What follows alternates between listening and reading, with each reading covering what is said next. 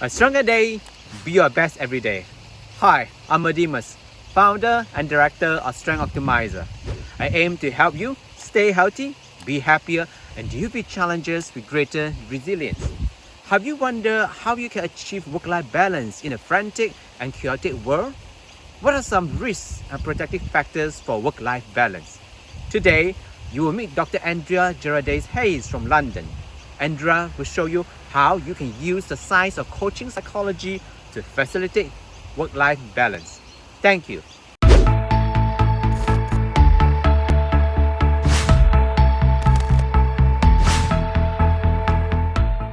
Good day, I'm Adimus, founder and director of Strength Optimizer. Thank you for watching Strength Optimizer, the Science Up Your Wellbeing series. Today, we have Dr. Andrea Giraldez-Hayes joining us all the way from London.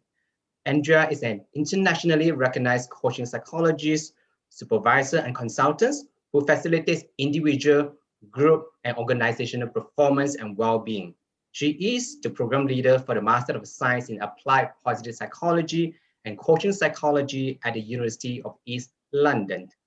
Andrea's work focuses on evidence-based positive psychology and coaching psychology approaches to mental toughness, resilience, strength development, and well-being. I'm so grateful that you can join us today. Andrea, how are you doing? Very well, thank you. Glad to be here. That's good. That's good. Look, thank you once again for taking your time to share with us how we can use coaching psychology to facilitate work-life balance.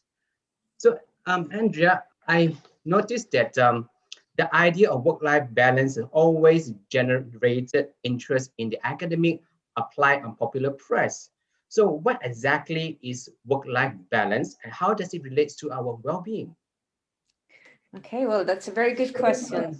And I think it's an interest topic for everyone, not only for the academia, but for everyone. Mm, Well, actually, the definition of work-life balance is how you divide your time and your focus, between work or professional life and personal activities. yeah. So this is the easy definition, how Mm, do we split the time? But then work-life balance means different things for different people. And over the years, the concept has changed. So if you ask someone from the baby boomers generation, they will say something. If you mm, ask someone from the generation X, it's going to be something different. And the millennials have a different concept of work-life balance. yeah. So for the baby boomers, this generation that was between the Second World War and the Mm, 1960s, probably, well, they had very hard, tough times. And for them, all they wanted to do is just to find the right job and to have yeah. enough money to bring to their houses. So uh, the idea was that they were earning, a lot of money to bring to Mm, their houses, but they didn't have any time, to spend with their families. yeah. So families were in a second place because what they wanted was to get a job, from since they were young until Mm, retirement, the same job and just to progress there in the ladder. For the children's, that their children, the generation, what is called generation X, yeah. well, they wanted to do the opposite. Sometimes we want to do the opposite to our Mm, parents. And they say, well, what's the point about, working all day if you uh, can't spend time with your family? So what they were looking for were for more flexibility, mm, and they wanted more balance between their work and their life. And they look, for options like telecommuting, extended maternity or paternity leaves, yeah. and adequate vacation time, so was a different concept. And finally, we had the millennials, the people born between the 1981 and 2000, more or less. And they need to find, stable employment and to make a lot of money because they were paying for higher education, and that Yeah. was really expensive. But at the same time, they value different things. So Mm, they value their lifestyles, and what they can do out of work. yeah. So I think the concept has changed throughout the years. Yeah. And well, it is important, it is important because your well-being is connected to the way you work, and your well-being is connected to the balance you can achieve between work and life. And we will probably talk a little bit more about this in this conversation. Sure, absolutely, absolutely. And thank you so much once again. I guess that you provided a very comprehensive view or the conceptualizations of work-life balance based on the different generations, the cultures, the values, and the needs as well. I mean, I can definitely resonate from my own personal experience. Like, for example, my parents who work 70, 80 hours, hardly have time for us simply because for them, the value is that as long as I can provide for my children, giving a good education, make sure they have a good shelter at the expense of me spending time with my kids, that is my priority. But then I'm the what we call the X generation, the generation X, where I guess that you're right, sort of not really intentionally go against my parental values, but certainly say that what's the point of working 60, 70, 80 hours in a week, and there's certainly a lot more beautiful things in life that I want to enjoy that I want to pursue it as well. So the whole, I guess, the concept that you talk about work-life balance is very fluid and contextualization as well, depending which generations, which culture, groups that you're talking to as well. Yeah.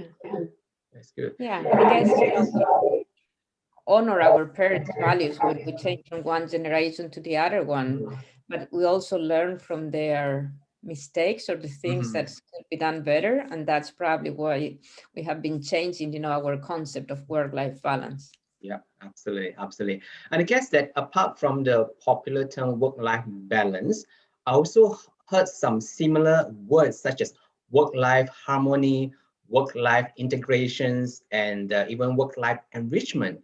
Are they the same? What are the similarity and differences when we use all these different terms? Yeah, that's a really interesting question because, well, these are new terms and they are related, to the technological development. So, for example, when we talk about work-life integration, it's this idea that because of technology, well, we have the devices we can take in our iPhone, we can take our work. So we are connectivity, we are connected all the time. Yeah. And even when we are on holidays, sometimes we're checking the emails from our work. So instead of separating completely, like the time for work and the time for relaxing or holidays or something, we integrate both, we unify what is work life and relax or other type of things that we can do. So and it could be the other way. So it's not only that we take our work on holidays, but it can be that we take our life into work. For example, in some companies you can bring your dog to work because it has been proving, that having the dog increase your well-being. But for other people could be just, well, leaving work, early and then say, well, I'm going to complete the emails at home because this way I can be on time, to be with my kids until they go to bed and then I will complete this. Other options could be, for example, some offices and companies, they are offering yoga, meditation, different things for the employees that they can do during the working time. Could be that, for example, the company allows you to bring your child to work after school. So it's this flexibility, but this flexibility is linked to the idea that there's no clear boundary between work and life. Absolutely. So this is the first one you asked me. So this work-life integration. A related concept, you asked me also about work-life harmony, and it is quite similar. It means that you can integrate work into your life in a way that feels more complete. It's like a unity. And this way, you don't need to work and have personal time as separate entities. So, well, some people say that the advantages of this concept of work-life harmony is that you stop searching for balance, you create balance, you can be more present, you can plan your week around your priorities, you can stay more active, get rest. So, well, this is the idea, to find, harmony between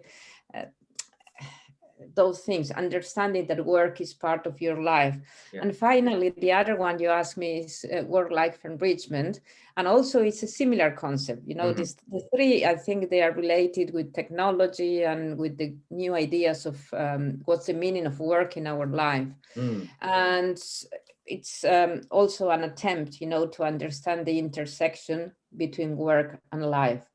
Yeah. Up to now, we're going to continue the conversation. I'm not saying that this is good or bad. Yeah. It's a different way of understanding work.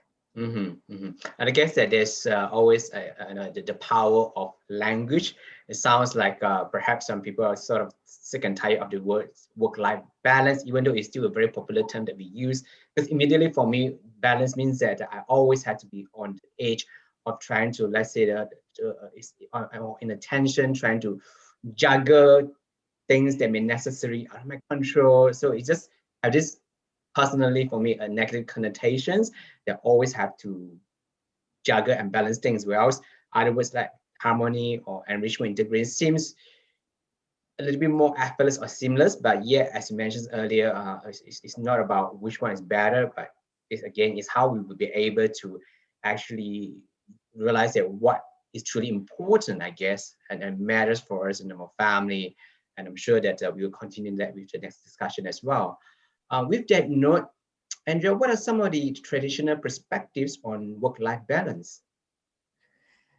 Well, for the traditional perspectives, they are pre-technological. And I think most of them come from the Industrial Revolution. You know, you work from 9 to 5, your children go to school from 9 to 5, and you can see what had happened now, you know, because of the COVID, people working from home and children at home, and it doesn't work because we are still, despite some changes, you know, and some companies are more flexible, but some companies still are living, you know, in the traditional way of working.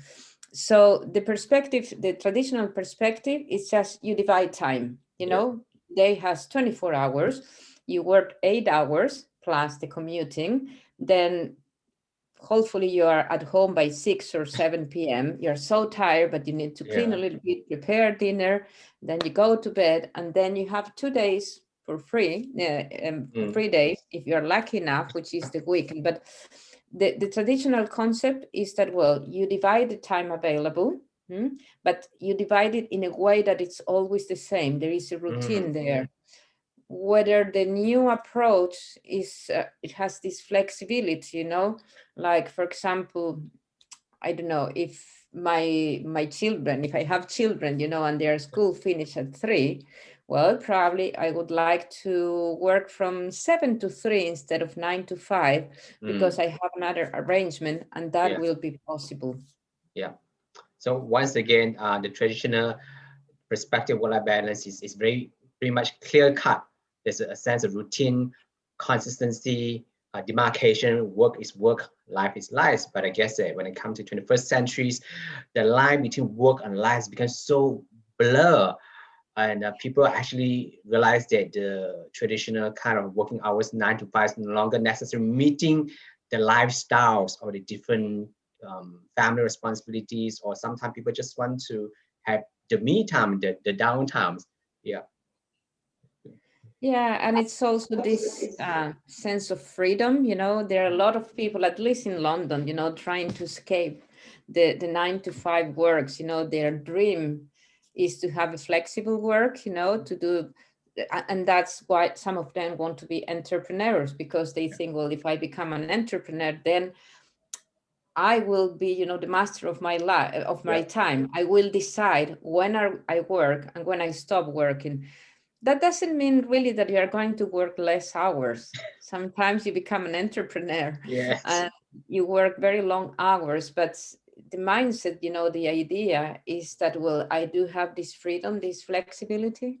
Yes, absolutely. For me, it's almost seems that there's a little bit sense of romanticism when it comes to, you know, if I'm the boss of my own boss, I get to actually have more flexibility and freedom. I guess that from personal experience and also talking to other entrepreneurs as well, especially as a son entrepreneur, there's a daily hustle. You work not just 9 to 5, it could be just 9 to 9, 9 to 12, depending to the nature of your business, the phases where you're at. Certainly, it may not necessarily be accurate for a lot of the startup entrepreneur, but certainly, I guess, once that entrepreneur reach a certain stage of the business life, or when they're able to actually delegate, have a great working teams, then perhaps this whole idea of work-life balance can really come into a reality. Yeah. Yeah. Good. What about some of the protective and risk factors for work-life balance? Because I think that earlier on you talk about work-life balance is related to our well-being. I guess that is a given. We all experience and know that if we work continuously 7 days a week and without having proper rest or others priorities outside of work, it can certainly adversely affect our well-being. So when it comes to, I guess, research or more the practical point of view, are there any protective factors for work-life balance and risk factors for work-life balance? Yeah, well, that's a really good question, because I'm going to start with the risk factors and then I'm going to think about protective factors. But this is really important because, in my coaching practice, I have observed, in the last 2 or 3 years, even longer, that most people I coach, they are working very long hours. Some people, they are working 70 hours per week. And they all have this illusion, well, it's going to be for 2 more months and then that's going to change, but it doesn't change. And I think this effect has become even worse because of COVID, and people, they are afraid, that they may be made redundant. So and without work-life balance, the cumulative effect of increased working hours is having, an important effect in a huge number of people, and it is having a negative impact in their mental well-being. So a lot of cases of, people keep pushing until they have a breakdown. They have a breakdown with anxiety. And what I'm saying, when I was talking about some of the people I coach, I think there are a lot of people, they are neglecting these factors. They think that they are resistant or resilient enough, and they will avoid mental health problems. But when you don't listen, to your soul, you don't listen to your body, there is a time when your body says, okay, enough is enough. And then you have a breakdown and you stop there. So the human cost, of work-related stress, it's very high, and it's something that companies should consider, and consider if it's better, to put all this pressure on workers, or it could be better to work, in what you call protective factors, so that they can avoid employees to get into this, to minimize, the detrimental effects. So if we think about protective factors, what can we do? Because the idea, well, the reality is there. It's a multiple reality, but it's not about saying, well, the reality word, it's very hard, and they're unemployed people. No, well, the idea is, what can we do? Well, the idea is, we need to help people, employees, to take personal responsibility for their own work-life balance, because it's you who can put the boundaries and who can have this dialogue with your employer. We need to try to work smart and not long, and that involves, prioritization, but also focus, because also when you talk to people that they work long hours, then you discover that there are a lot of distraction and a lot of difficulty to focus in what you are doing. And sometimes when you work in coaching, we discover, well, actually you could do the same that you're doing in 9 hours, you could do it in 5, if you just stop using Slack and your smartphone or whatever, and organize your work in a different way.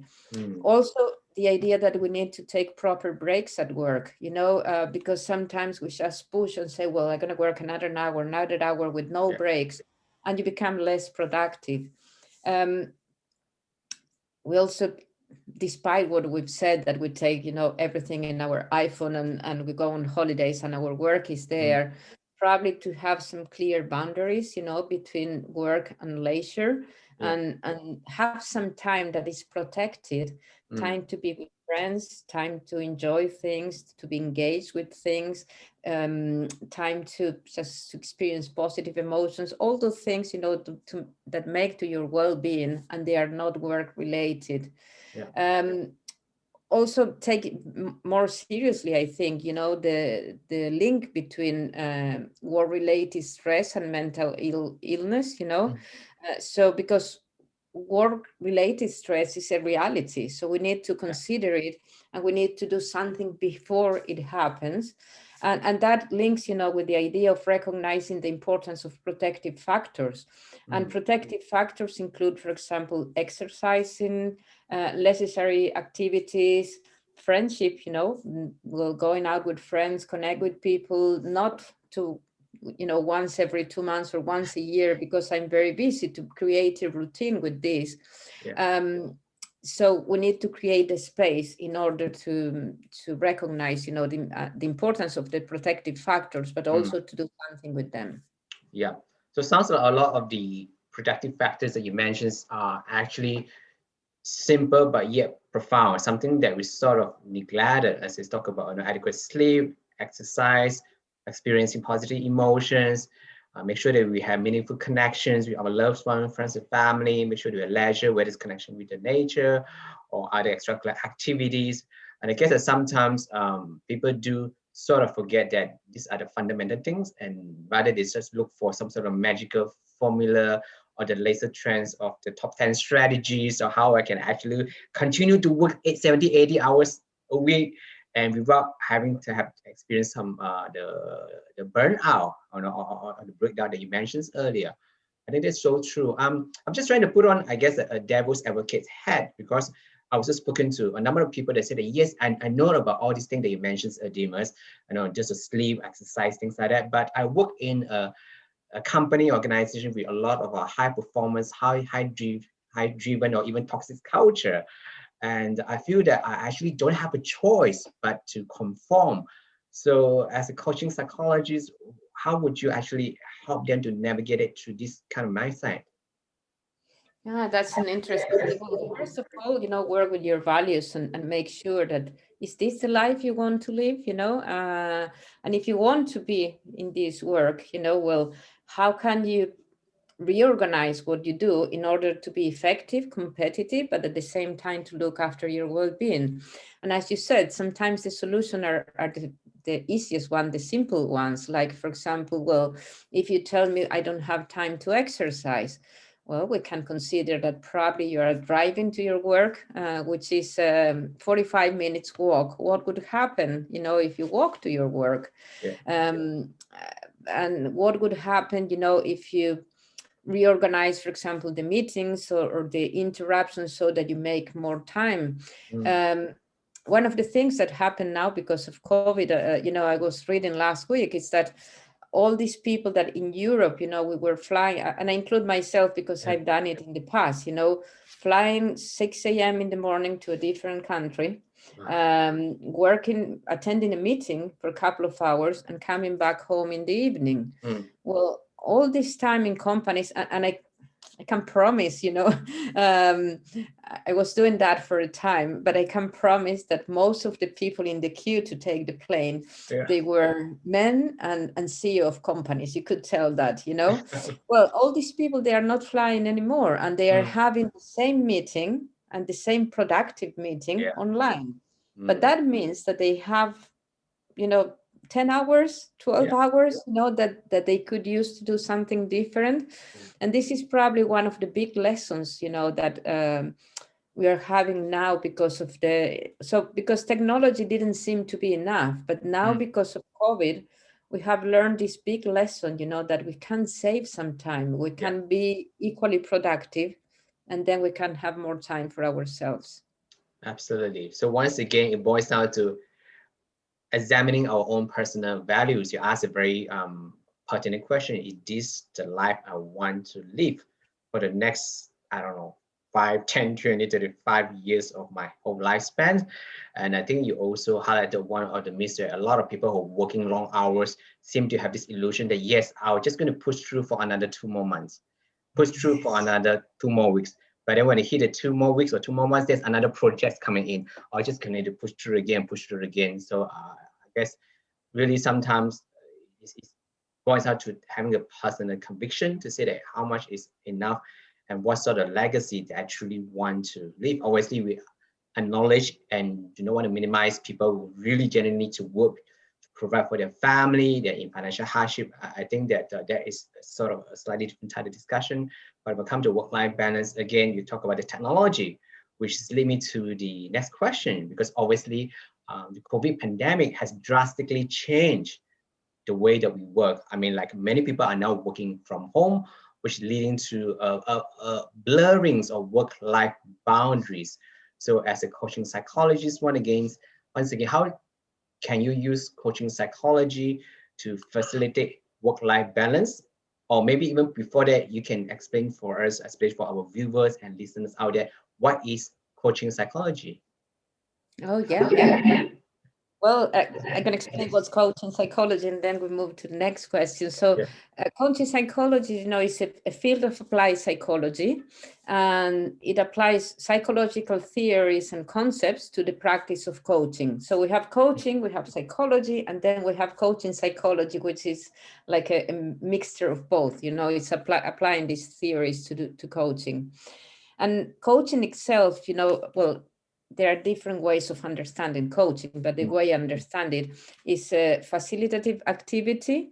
So for me, the role of the coach is to guide the clients, toward their own discoveries, insights, and goals, including well-being. And this is a very important part of when I work with clients. For me, well-being is a must, because what is the point about achieving and the point about focusing on performance only if you're damaging your well-being? So I always explain the clients, that I work with the whole person, because when you go to work, you don't leave a demos at home and then the worker goes there.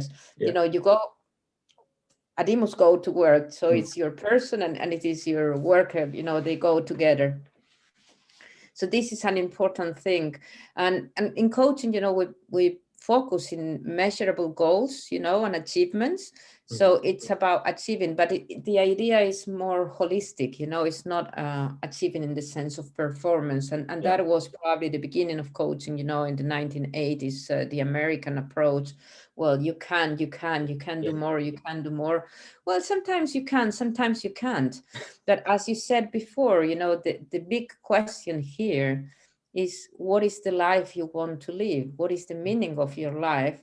And then what would you like to achieve? And how will you also make sure that you're living this life? So, and we also use coaching psychology, to facilitate this work-life balance in our conversations, because either if you have a client that comes through their company and work is going to be the main topic, or if you have a client that comes, to do some life coaching, work is always going to be there, because most people work. And if you don't work because you have a lot of money, and think about a specific client, it's also there, because it's very difficult sometimes to find meaning to your life if you don't have an activity, something you do. So I think, the work-life balance, it's always, in the heart of the coaching conversations. Yeah. Okay. So I guess maybe perhaps you can, I know that we only have limited time, but let's say in general, what would be some of the questions that you will actually ask the clients, or what we call the coaches, to consider when they are actually struggling to maintain a work-life balance plus their well-being? Yeah, well, depending on the context, but what would you regret, in 10 or 20 years that you haven't done? Uh, if you look back from it's time from retire, what would you say that you would like to do, for that you've done in your life? What is the impact, that this imbalance between work and life is having on you right now? Are you living the life you want to live? What is the impact for your health, for your mental health? So everything is about raising awareness, making sure that you're looking after your well-being, and you're also doing something that is connected to your purpose and your meaning in life. Absolutely. So as you mentioned earlier, it takes a lot of very honest, raw self-reflection and self-examinations, because I guess that if work-life balance is an issue, which means that hardly the persons will have a lot of time to actually unwind, sit down and think about the bigger picture of life, rather than just, because most of the time will be just bogged down in, okay, do, perform, perform, perform. Yeah, because otherwise it becomes something else that you can't do. So for some people, they think, okay, I work, and then because I'm practicing yoga, I'm looking after my well-being. Well, it's a little bit more complex, we are talking about your life, and I sometimes tell my client, as far as I know, we have only one life. The second one is not guaranteed. Thanks for the reminder. Yes, only one, not Yeah. 1.2. Yes, So absolutely spot on. Yeah, yeah. yeah. And Okay. also, these conversations, you were asking me about what has changed, with COVID and the pandemic. Well, coaching has become, an essential part of the for many people, because it is the opportunity to raise your awareness, to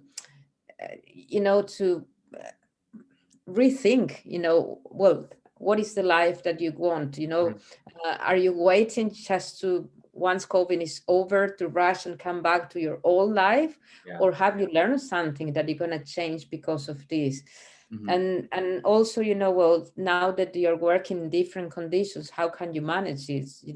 For some people there are different cases, but for example, well, especially mothers, sometimes fathers, but for Mm. example, single mothers, with kids and working at home, and kids are not going to school, you need to rethink what Yeah. does it mean, the work-life balance. How can you reorganize your life? How can you talk to your boss, and find something that works for everyone?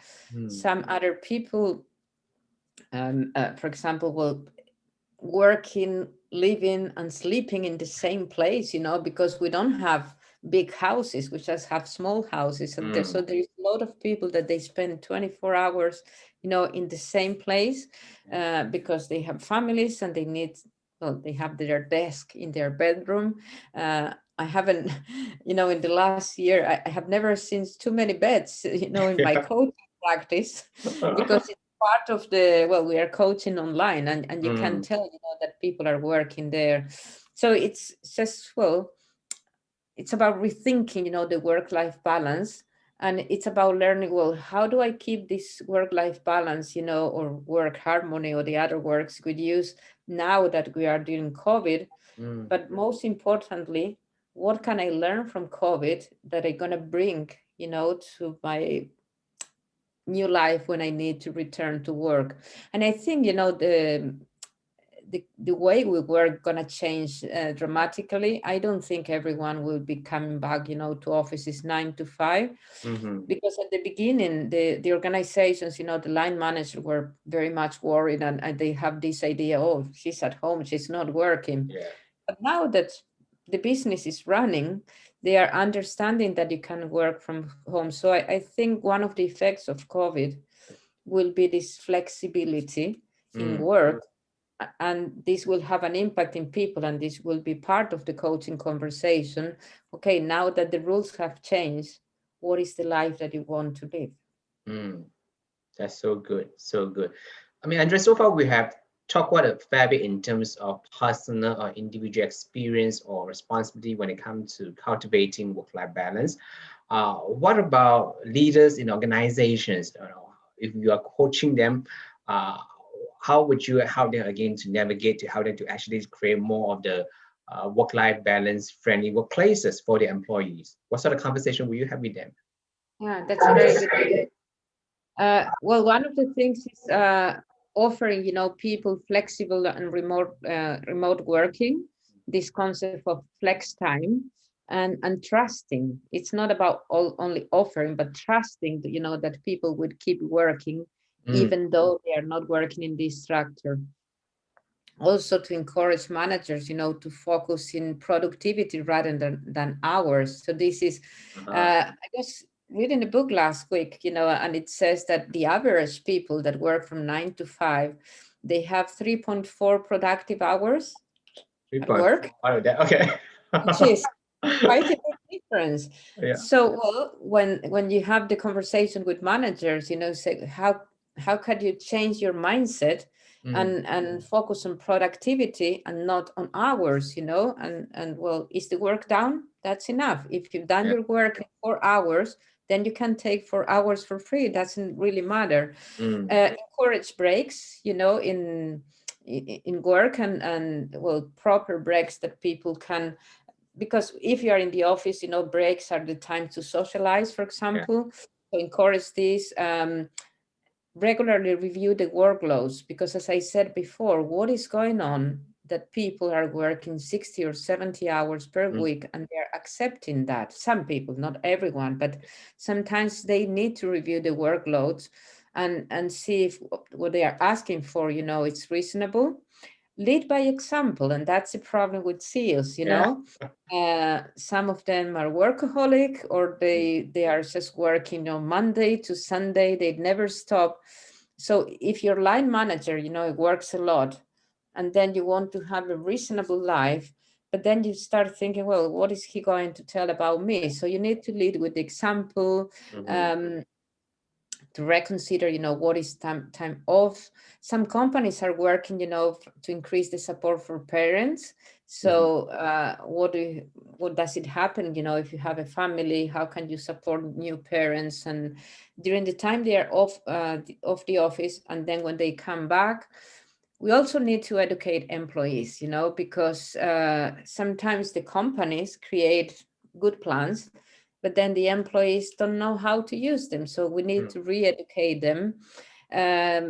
Support telecommuting, in a city like London, run hours, like 8 a.m. or 5 p.m.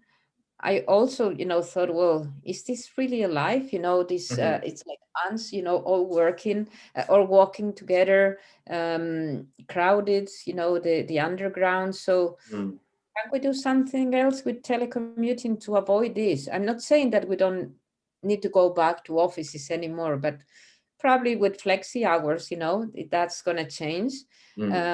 Reconsider if we really need to bring work to home, or the other way side. Could we bring home to work sometimes? Yeah. And then we'll promote, health initiatives, definitely. Yeah, absolutely. I guess that the conclusion here is that there's no one size fits all strategies. Every single organizations, leaders, plus the staff employees, as long as there's ongoing, transparent, honest conversations, and also knowing that how I guess that the company and employees can work together, focusing on common aims, common goals, and then be flexible in terms of the approaches. Sometimes perhaps I think that it is always an active conversation or a work in progress, but certainly you're right.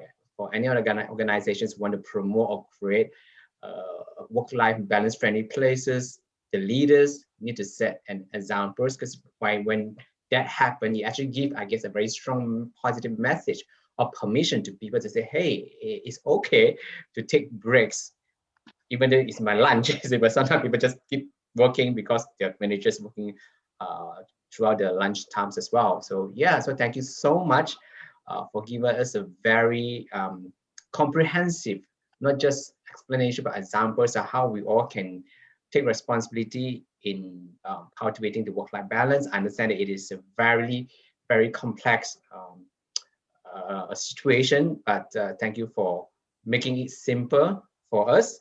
So I'm afraid that that's all the time that we have for today. So once again, thank you for joining us, Andrea.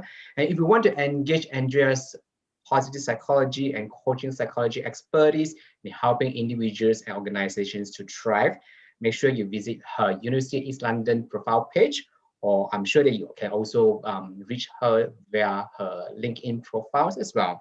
Am I right, Andrea? Yes, that's right. Yeah. That's good. That's good. Well, thank you for watching. I'm Adimus from Strength Optimizer. We're here to bring out the best in you by optimizing your strengths. Have a wonderful day, everyone. Goodbye. Bye bye. Thank you.